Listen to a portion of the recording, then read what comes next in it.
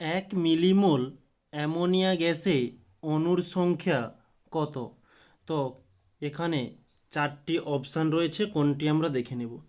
তো আমরা থিওরি ক্লাসে জেনেছিলাম যে 1 মোল NH3, NH3 কি অ্যামোনিয়ার সংকেত, NH3-তে অণুর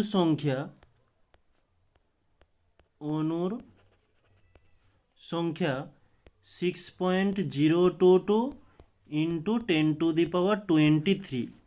তাহলে এখানে বলেছে 1 মিলিমোল। 1 মিলিমোল মানে 1/1000, বা আমরা একে করতে পারি 1 মিলি মোল। ওকে, তাহলে NH3-তে অণুর সংখ্যা হয়ে যাবে 6.022 ইন্টু 10⁻23 বাই এই যে 1/1000।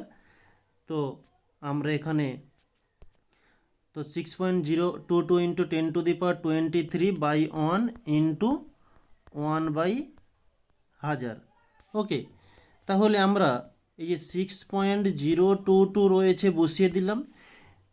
10⁻23 মানে 1-এর পিঠে 23টা শূন্য, আর নিচে রয়েছে 1000, মানে আমরা একে লিখতে পারি 10⁻3। তাহলে এই 10⁻23 থেকে 10⁻3 মাইনাস করে দেব, তাহলে আমরা পেয়ে যাব 10⁻20। ওকে, এটি হচ্ছে আমাদের অ্যান্সার। তাহলে আমরা অপশানটি মার্ক করে নেব।